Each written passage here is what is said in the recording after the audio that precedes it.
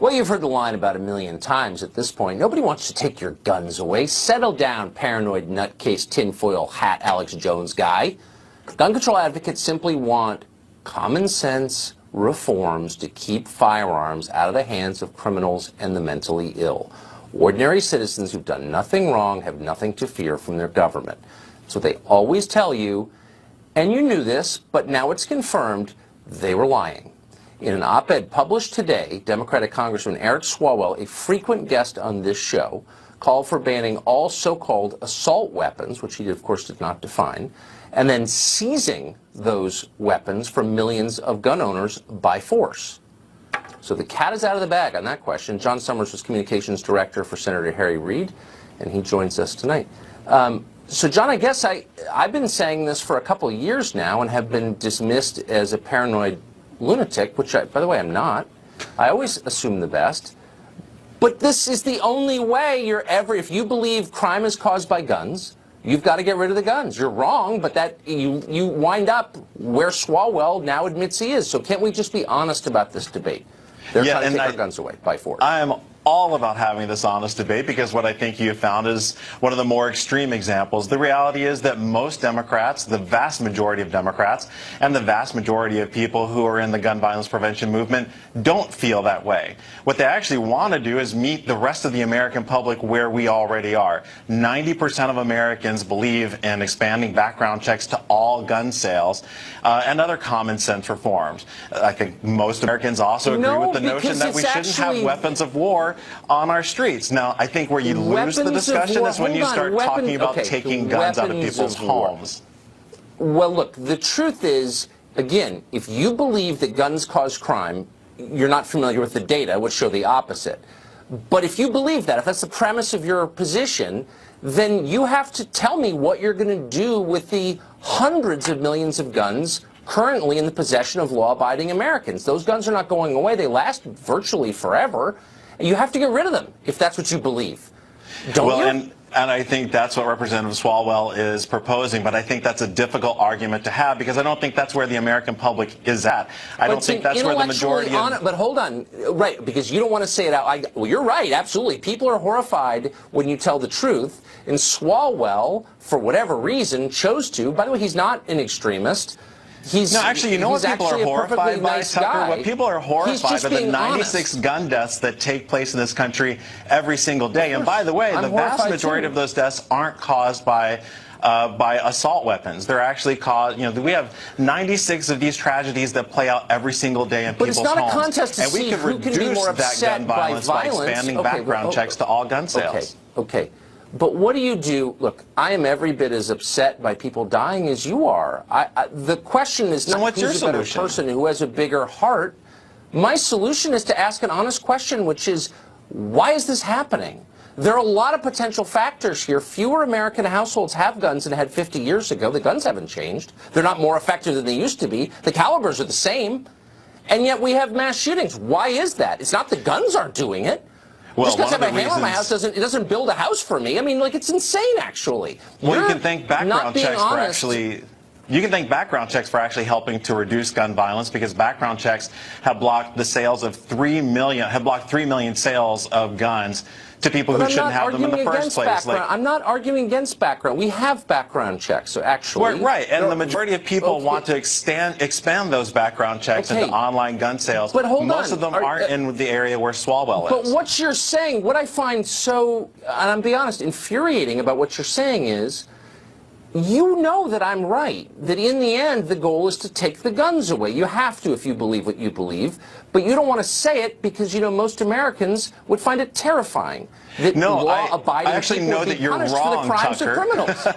having worked with many influential members of Democrats in both houses on Capitol Hill and having worked directly in the gun violence prevention movement, I can tell you are absolutely wrong. That we want to see smart, common sense gun violence. Okay, but stop with the propaganda language, the smart, common sense, whatever. That's just poll-tested junk. I want to know, like, what the actual solution is. So you leave the hundreds of millions of guns in people's households. You never bother people. They can leave them to their kids. They can sell them to their neighbors. They can basically do what they do now with them. You don't want to change any of that.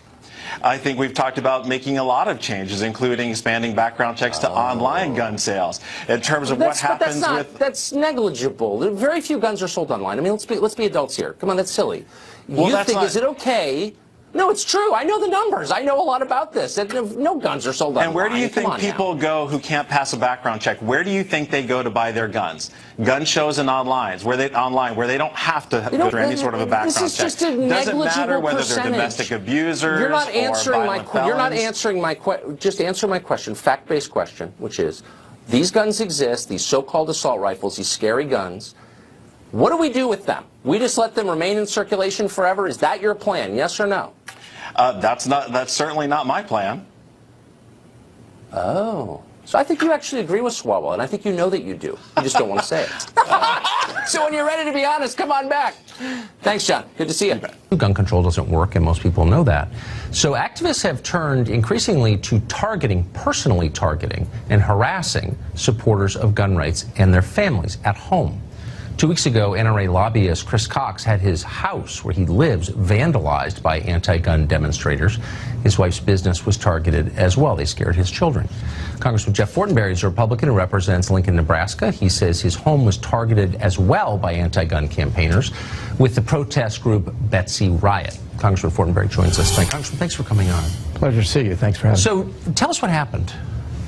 Well, this has actually happened to me twice. About a year ago, I happened to not be home. It was one of those unusual evenings as well where my wife was away, so one of my older daughters was taking care of the young children. My child comes out to go to school. How many children do you have? I have 5 children. 5 daughters. Wow.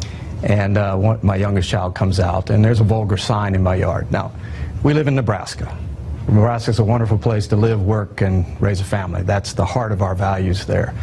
So it's not only shocking to me, but it violates a fundamental principle of civility that we have, and it scared my child. I mean, protest me, be angry at me, but don't scare my children in their home. Christmas morning, I pull the curtains open, snow is all over the yard. I thought I saw something unusual by my mailbox. Again, 2 more vulgar signs in the yard. So call the police and all that. That's just what we do. There's a basic violation of a standard here. You got differences. People, again, have the right to write me, protest me if they like. But when you attack or vandalize somebody's home, it really violates a sacred space. Well, it's unbelievable. Especially scary children. You've got a wife and 5 daughters at home, and you're a public figure, and you've got an office in Washington, a district office, you're on the road all the time. People can confront you with their differences whenever they want. Who did this? On the sign, I don't know if that one has it. It probably says Betsy Riot, some kind of cult group that's in Nebraska. I don't know if they're nationwide. It seems to be related to this incident that happened up here in Washington, D.C. as well.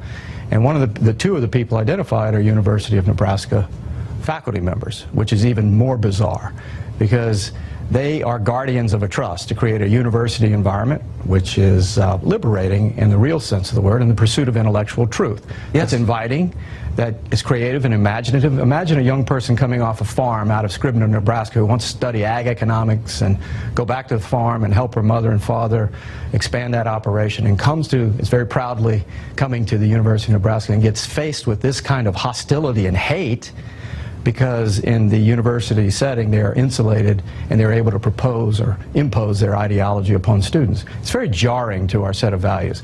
Again, Nebraska is a great place and the university is generally reflective of that, but there is a group of people there who are violating this most basic human standard. Why should taxpayers subsidize harassment?